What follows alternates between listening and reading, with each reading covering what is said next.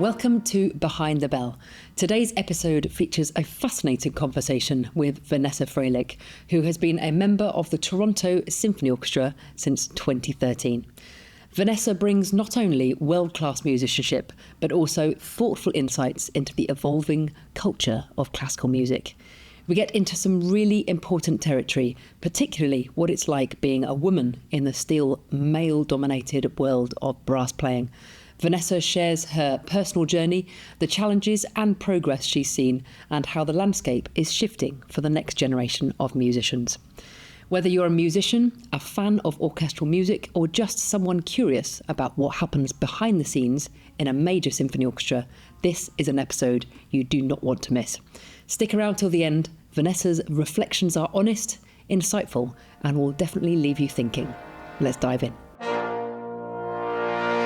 Just a quick one before this episode starts. If we could ask a favour from you, please could you just go and hit the follow button on your app? It really helps this show to grow, and in return, we'll keep bringing you amazing guests. Thank you and enjoy this episode. Thank you so much for joining us on the podcast. I want to start by asking what your route was into music and how come you chose the trombone? Well, I have two brass playing parents, so I grew up with brass in the house all the time, and my dad is a trombone player. My mom plays French horn, and they both played in the Niagara Symphony for their whole careers. And there were always instruments around. We got dragged backstage to all their concerts. So also in Canada, I think it's just kind of a unique spot where there are a lot of female brass players that I was just around from a young age. So it was always modeled for me. And when it came time to choose an instrument in high school, I just went with trombone because it was what my dad played and it just seemed fun. And I didn't take it too seriously. My parents never really pushed me to take it seriously, but I did a lot of singing in choir and a lot of playing piano. And when it came time to choose what to study in university, I just couldn't think of anything that I would rather be doing. And so it was a pretty easy decision, and I ended up staying pretty close to home, going to University of Toronto, where I now teach. And it wasn't really until about my second year of school that I started taking it really seriously. In fact, my first year of school, I took my instrument home over the holidays and sort of forgot that I played it and forgot to bring it back after the holidays. But my second year, I did an optional recital, and I really started practicing a lot for that. And just the gains that I made in really digging in and practicing a little bit more got me really excited. And from then on, I was pretty serious about pursuing it as a career. Oh, wow. So it was that kind of second year that you thought, this could be actually what I do for a living. Mm-hmm. Amazing. That's fantastic. Were there any sort of key moments like in your early musical life that you feel like that really shaped your path? I think just how fun it was, and maybe the first time I went to an overnight band camp where I really sort of found my people and found people that accepted me, and I didn't have to feel like nerdy or dorky around. It was just, I really felt comfortable for the first time, and that has stuck with me for my whole career, is that it's not just about the work, it's also your whole social life as well, and that's really rewarding. Yeah, I mean, it's the same for me. Sort of at school, I didn't really have my core friends, but in the music, it was just, I don't know, we just clicked. I don't know what it is about it though. Yeah, you always have this maybe default topic of conversation.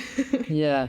So there's a bit of a safety net there, and I think just not having to feel embarrassed about what gets you excited if it's different than the average kid. Yeah, I remember just being the kid carrying the trombone case and feeling like the nerd. Yeah. I'd love to experience one of these band camps. What's it actually like? Because over in the UK, we just hear of band camp. Oh, yeah. We have a couple in Ontario. I teach at the Interprovincial Music Camp, which is actually where I went in high school. And you spend 8 or 9 days there. You sleep in cabins. You do stuff outside of music too. You can water ski, swim in the lake. Oh, wow. Have campfires at night. And you just play in band or orchestra all day or have sectionals. And it's in a beautiful spot in Northern Ontario, in the woods. And it's just an overall fantastic experience, no matter what age you are. That's level. Kind of unsurprising then that kids sort of stick with music a lot more over here, I think. Just having that experience, right? associating campfires with music and being out in the outdoors and Yeah, I guess that's true. yeah, amazing surroundings. That's just amazing. And you've now performed with major orchestras around the world. You've been with Toronto Symphony since 2013? Yep. 2013. What would be your advice to sort of young musicians auditioning for jobs? My advice would be to set really specific goals, which was something that one of my mentors, Joan Watson, taught me to do. She was the principal horn player of the Canadian Opera Company. And she had me over for a goal-setting session once and said, "What is your goal?" And I said, "Well, I want to play in an orchestra." And she said, "Which orchestra?" I was like, "Any one that will pay me." And she said, "No, I need you to tell me which orchestra." And I think at the time I said Toronto Symphony or Boston Symphony. And those were the two cities that I had kind of spent time in that I could really picture myself loving living in one of those places. And so it's like, not only are you working towards this general goal, but to really be able to picture yourself in an exact position, I think is really important. Mm-hmm. And so going back to the band camp and things, were you experiencing all the genres? What was it that made you decide that it was an orchestral career you wanted? Once I started playing in orchestra, I really just loved everything about it. The music, just being in a large ensemble, I think is such a, like, I remember my first day of grade 9 concert band and almost being in tears because I thought it must have sounded awful, but I thought it was so amazing that we were all playing the same thing at the same time and creating the sound together. And that hasn't really changed now. It's just on a much higher level and with much more complex music. Yeah, no, I love it. And have you got any sort of standout memories from your orchestral career so far? Oh, man. I think one highlight was when I was a member of the Fairbier Festival Orchestra and playing Brahms' Second Symphony on my birthday. That was a big career highlight. And a number of my concerts, I think when I was in St. Louis Symphony, getting to tour in Carnegie Hall for the first time was really exciting. And also the first time I got to play with the Toronto Symphony, because that was the orchestra that I went through school going to watch performances of. I got a job as an usher at the Toronto Symphony when I was in school so that I could get paid to go see the concerts. I didn't understand why every music student didn't go get that usher job. And so I used to get to my shift early because the principal trombone player at the time, Gord Sweeney, would be the first musician on stage every night. And I would just kind of get to my section and watch him warm up on stage. Amazing. And sometimes he'd look up and see me and we'd have a little chat. And so going from being a student and an usher to getting to sit on stage was pretty special the first time I was there, to sit beside my teachers. That's brilliant. And I think I remember studying and I sort of got picked out of the trombone department as a first year. And there's all these years above me and the master's students above me, but I got picked to do some professional work in my first year. And I think my teachers just saw something in me about just living and breathing it. And that's a prime example of properly submerging yourself in it straight away. Oh, yeah. And I would kind of hassle them about letting me come and sit on stage for rehearsals. And I actually require all of my students at U of T now to come to sit in a rehearsal every semester. And sometimes I'm surprised that I have to kind of remind them and convince them to come because I was just dying to do it as a student. So I think you have to have that kind of drive to want to do it, to really be able to make it. Yeah, and I think there are some students that they have it naturally, and you obviously did. And I remember I probably naturally did as well. But I know students now that don't go and watch concerts. Mm-hmm. Why not? Yeah, so if you don't like going to watch a concert, you might not enjoy being an orchestral trombonist, because a lot of what we do is sit on stage and watch everyone else play. Exactly. And so going back to sort of Brahms' Second Symphony, is that now sort of a special work that is, I don't know, just... Oh, yeah. Well, it's absolutely one of my favorite pieces to play. Yeah. And how, I know working in orchestras, freelancing in orchestras, the same sort of repertoire comes up and up, over and over. How I mean, I can't imagine how many times you've played the Brahms symphonies now, but how do you keep it fresh? How do you keep it? Well, I think it's not actually that many times that I've played each one. But I mean, one thing that I do is I kind of zone out in the rehearsals a lot. I'm not sitting there really focused through the movements that I'm not playing, or even in a dress rehearsal, I'll often have a book or something, and I like to save it for the concert and then really pay attention. Yes. So that it doesn't get tired. Yeah, yeah. Today's episode is brought to you by S.E. Shires. S.E. Shires has been setting the standard in brass instrument craftsmanship and innovation since 1995. Headquartered in Holliston, Massachusetts, the instruments built in our workshop have helped shape the sound of brass music for decades. Known for their rich tone, effortless response, and incredible clarity, S.E. Shires trombones deliver the flexibility and power serious musicians demand. Each instrument is meticulously crafted to inspire excellence because that's what today's trombonists deserve. Explore the Custom Series, the ultimate option for brass players who demand the very best from their equipment. These instruments are the pinnacle of craftsmanship, quality, and performance.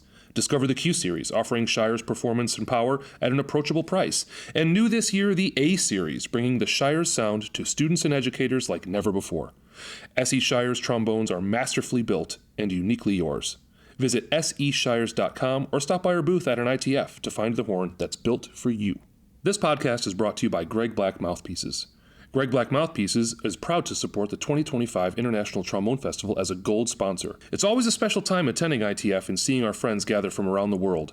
And we're delighted to announce a wonderful new partnership with our newest retailer in Canada, Long & McQuaid. We're excited to grow our relationship with Canada's largest music store, who shares in our longtime passion of helping musicians find the best equipment to express their art form. To find out more about Long & McQuaid or any of our other retailers, please visit gregblackmouthpieces.com and be sure to follow us on Instagram and Facebook for all the latest news and updates. Behind the Bell is sponsored by C Sharp Editions. Whether you're looking for a piece to add to your next solo recital, trombone quartet concert, or trombone choir program, C Sharp Editions has you covered. Recent additions to the catalog include Chris Sharp's Denton Sonata for tenor trombone and piano, Brandon Merville's Chrome Heart for bass trombone and piano, and John Fannon's Legacy Fanfare for 6 trombones. You can also find old favorites like Apogee Fanfare, In Their Gentle Presence, and The Secret City, available exclusively on the C Sharp Editions website. C Sharp Editions is currently offering listeners of Behind the Bell an exclusive discount. Head to csharpeditions.com, CSHARPE editions.com, and enter code ITF15 at checkout to receive 15% off your next order. That's ITF15 at csharpeditions.com. Today's episode is sponsored by Hickey's Music. At Hickey's Music, we've been servicing the needs of musicians since 1892. We've become known for our vast library, serving as a go-to resource for music directors and soloists the world over. And in the last 35 years or so, Hickey's has become known as the go-to resource for all things trombone and brass. We carry all the literature, we routinely keep in stock all the accessories and replacement parts for your instrument, and we have a selection of horns available for audition and purchase. Mostly, however, we have something that is becoming even more rare: personal service. We do not employ AI, we only use HI, human intelligence.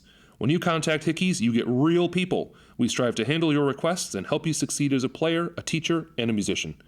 Visit hickeys.com. We'd love to make you our next fan of Hickey's.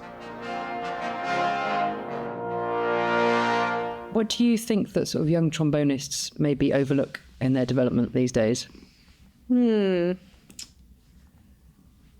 I think one thing that's easy to overlook is just having balance in your lifestyle, balance between,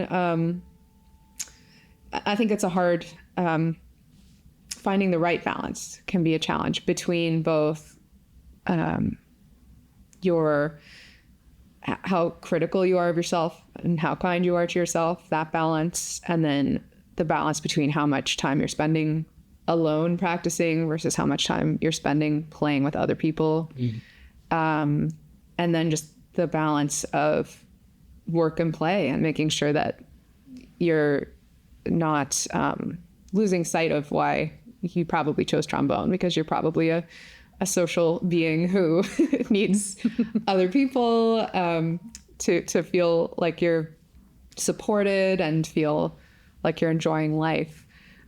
So we spend a lot of time alone in the practice room, and it's really important to enjoy that camaraderie. And hopefully students are in a space where they're surrounded by supportive colleagues and people that understand that when you're going through this together, it's best to build each other up and be there for each other instead of taking things to a more nasty competitive level.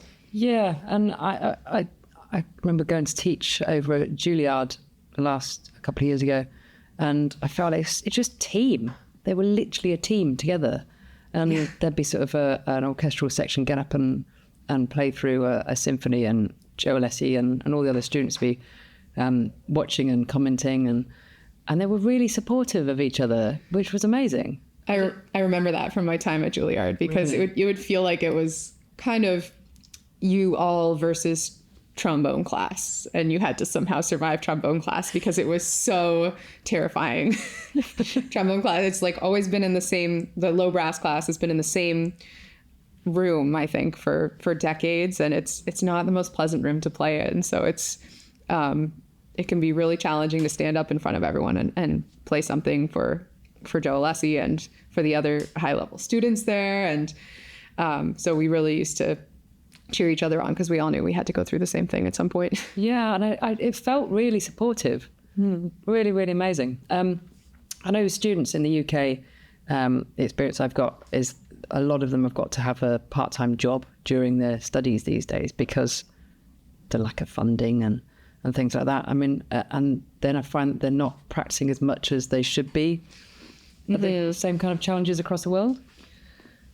I think so, yeah. Or even just getting asked to do students get asked to do a lot of gigs that aren't necessarily building the skills that they should be focused on. And it's hard to say no. You feel like you're supposed to start building your resume and building your career. But I think students need to be really cautious with what they say yes to, and really ask yourself each time, is this something that is working towards those specific goals that I've set? Yeah, and I guess some things are really low paid as well. And I mean, not exactly helping the music industry to grow.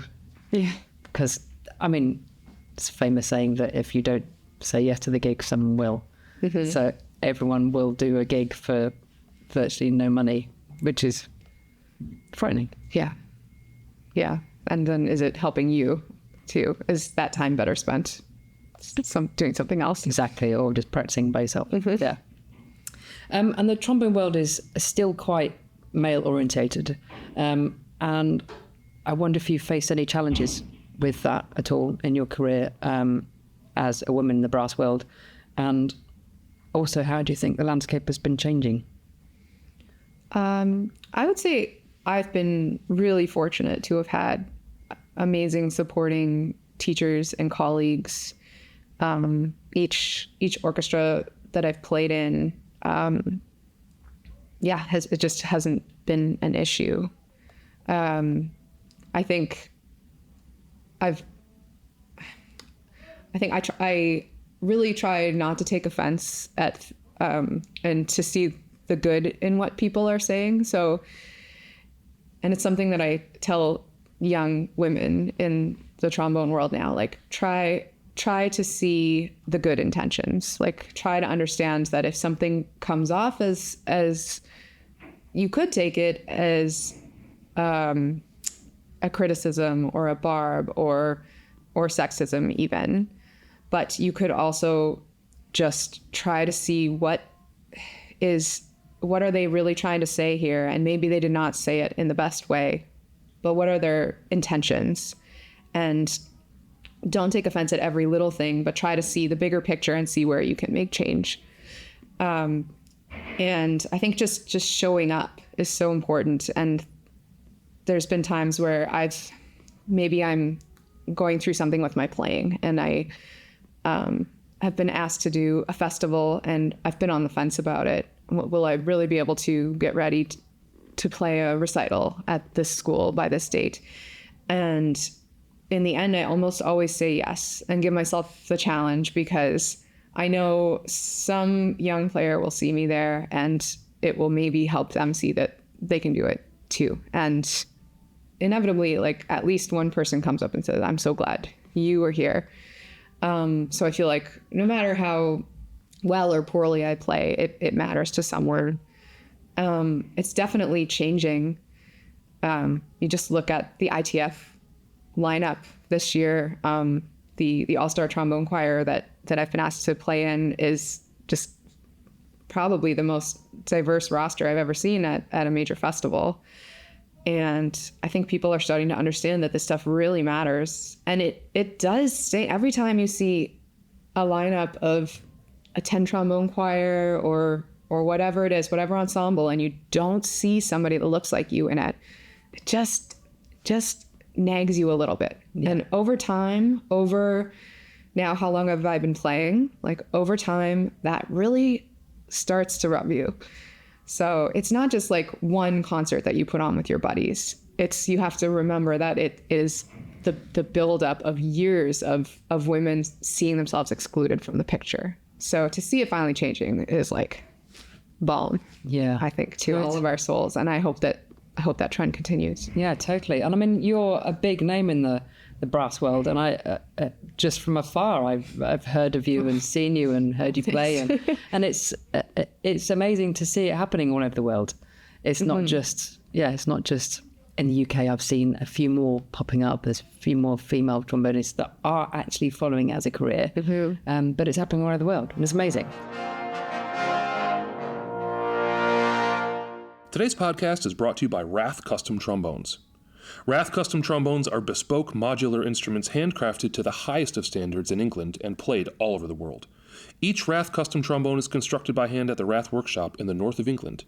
Michael Rath trombones are found in almost every conceivable musical situation, in symphony orchestras and opera houses, in film and television studios, in pop and commercial music groups, as well as brass bands, wind bands, big bands, jazz and funk groups, and so many more genres and ensembles.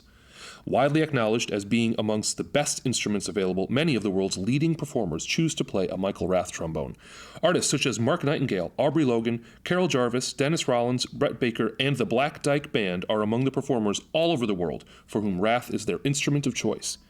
Michael Rath trombones have earned their reputation for excellence because of their concept of flexibility, unique design, and the quality of their construction. What are you waiting for? Join the Rath Pack today. Go to rathtrombones.com or email info@rathtrombones.com to find out more. Hello, ITF listeners. I am Warren Coos, Brass Product Specialist with Antoine Courtois and B&S Meistersinger Trombones. We're so proud to have been longtime partners and exhibitors with the International Trombone Festival. Fun fact, Antoine Courtois is known as one of the oldest manufacturers making modern brass instruments today. We work with top artists around the world to provide a unique and elegant sound for players. From our Legend series and Meistersinger orchestral trombones to the Extreme series jazz trombones, there is something for everyone. Be sure to check out our newest creation, Florida trombone, developed with Joel Vaiz of the Florida Orchestra. You can find our trombones available at any Antoine Courtois or B&S authorized dealer. To find a dealer near you or more information about these wonderful trombones, please visit our website. Today's podcast is brought to you by Guard Bags. Guard Bags has 3 models of cut bell trombone bags on offer. Our 21C ESK model is designed to fit a cut bell tenor trombone. The 23C ESK bag fits a cut bell bass trombone. This year, we're introducing a new compact and slim bag for cut bell tenor trombone, the model 19C ESK. This bag has been designed in collaboration with Luke Malowitz, and of course all our bags are always on display at the ITF Exhibit Hall. Our trombone bags can be ordered through J. Landris Brass and Austin Custom Brass in the USA and Thomann in the EU. This podcast is brought to you by Woodwind Design. Woodwind Design's carbon stands for tenor, bass, and contrabass trombones built in the Netherlands are trusted by great musicians such as Ben van Dyke, Brent Attema, Joe Alessi, and current ITF president Carol Jarvis. The stands are very compact and lightweight, fitting inside the bell of the instrument and adding virtually no weight at all to the case. But more important, the protection of your instrument is excellent. 7 nesting carbon tubes plus the patented leaning design make a balanced and suspended stand with a large footprint, 4 feet and a low center of gravity. Visit woodwinddesign.com for more information. While you're at it, also check out our tablet and music stands that are at last high enough, as well as our solution for every musician's pain in the rear, chairs that are way too low and leaning back. The Dutch butt lift. Butt lift, because that's what it does. Dutch, not Brazilian. woodwinddesign.com. If you're enjoying this podcast, then don't forget to hit the follow button so you don't miss each episode when it gets released. And also, you can meet these legends and heroes and all the rising stars in the trombone world if you come to an international trombone festival. Just head to internationaltrombonefestival.com to find out more. How was saying yes to things, how has that helped your career? Just, I think visibility. I mean, of course, just people seeing you doing things. And I kind of came up before social media. So it's kind of, I did a lot of things that probably no one knew I was doing, right? Like now you wouldn't do a big gig without making sure you posted a picture of yourself on the job. And I would do that too, like obviously, because every time somebody sees you doing something like that, they're going to think, oh, that person's at that level. We could have them at our festival, or we could have them teach our students, or we could have them play in our orchestra. So I think visibility is really important. And so I'm really empowered by the women players that I see posting about themselves, doing great things. I think that's really helpful for the cause. And then just being physically present at a festival to just show some, like, it's so hard to imagine. Once I was talking with my partner plays horn, which is embarrassing because I've become my parents. But he once made the offhand comment like, "Oh, I'm so glad our brass section in our orchestra like is doing so great now with having female brass players." And at the time there was 2 female brass players in the whole brass section. And I said, "What are you talking about?" He's like, "Well, now we've got 2 of you. It's great. We're really coming along. Like our most recent hires were women." I was like, and I said, just imagine if it was flip-flopped. Imagine if there were only 2 men in the entire brass section. Like, wouldn't you think it was crazy how few men there were? And so we joked about it, and we've used that kind of scenario many times over the years to just say like, yeah, it might seem like a group's doing a great job of having some representation there, but just imagine it flipped. How crazy that would seem. Yeah, exactly. And the audition process over here, I guess it's all behind a screen until a certain point, and then our orchestra now has screens up through the entire audition. There might still be a trial with orchestra that's unscreened. Okay. And is that they basically select one person for the job straight away from the... They could select multiple trialists. Okay. Yeah. So at that point you would know who they are. Okay, got it. And how many sort of people would there sort of be on trial for? I don't think we've ever had more than 2 or 3. Okay. Yeah. It's pretty recent that we added the screen through to the finals in our last negotiating round, I think. Wow, because I mean, I'm just thinking, sort of the UK, we're starting to do a lot more screened auditions now, but you get, I mean... Oh, is that new in the UK? Yeah, and just sort of started doing screens. But then trialists, there could be 20. Oh, wow. 30. And then it goes on for 2.5 years sometimes before they select one person for the job. Okay, so. No, if it's a trial, we've narrowed it down to a couple people. Yeah. And then how long would that trial process go on for? Usually it would be 1 week with the orchestra. And that's it. And then someone's selected for the job. Yeah. By hell. And I find it's quite fascinating because I think the trial process in the UK, you get to sit with the section, obviously, for a week. And then if you do well, you'll get invited back for another week further on. And then you'll end up going on tour with them. You'll end up going out for meals with them. You properly get to know these people. So I wonder if there's any sort of appointments that can happen and then further on down the line they realise they don't get on with them. Well, we feel that that's what the tenure process is for. And that's a sort of a year long? It's a 2-year tenure process in our orchestra, or kind of a 1.5 years. But you have like a meeting every half season to discuss if any changes need to be made and to vote whether to renew or not. Wow. Oh, it's fascinating the way things are different across the world. And how do you kind of balance it's going to be a demanding performance schedule with regular life, like hobbies and family and... Yeah, I have a 3.5-year-old, so that's been a learning curve. I bet. Yeah. But I have a really great partner. We kind of split all the childcare 50-50, and we kind of spell each other off so we can each practice. And it's kind of nice because we have a kind of a built-in dating life because we always have sitters hired for concerts, and then we can just stay out a little later. Oh, that's nice. Yeah, so that works really well. But for balancing it was definitely challenging when he was really young and I wasn't getting as much sleep. And I found practicing was really difficult because when you finally had some time to do it, you were exhausted and you just wanted to take a nap. So I feel like I'm really finally just getting back, 3 years in, just really finding my stride again. But as far as balancing, it's just sort of like, I think I'm fortunate enough to be in a position where if I'll just make sure that I hire the sitter just a little bit earlier so I can get to work and really do my full warm up or whatever it takes. Or every once in a while, if I just need a 2-hour practice session, I can have somebody come in and help or have a family member come in and help out. But just taking that time that I need and kind of identifying how much time I need. So doing a little bit better planning, especially in advance of something like this. Really starting early enough to prepare is something I've learned is very important. Yeah.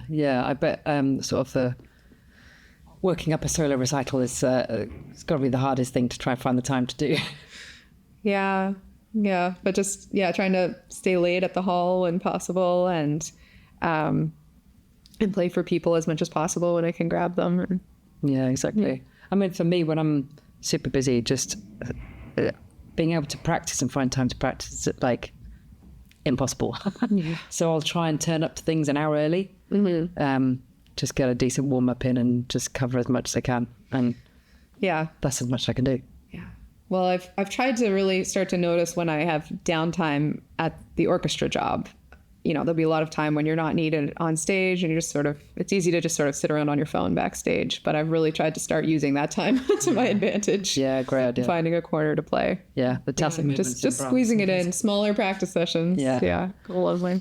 And what kind of projects have you got coming up?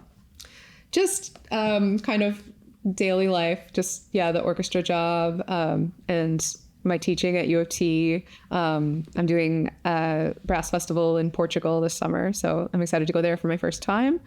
And other than that, just kind of the usual, no major projects. I love it. And I have to ask another couple of questions. Okay. Sort of more exciting kind of, I don't know. So I like these kind of things, just a little bit thinking outside the box. If you weren't a trombonist, what would you be doing? I think I would enjoy kind of being an event planner.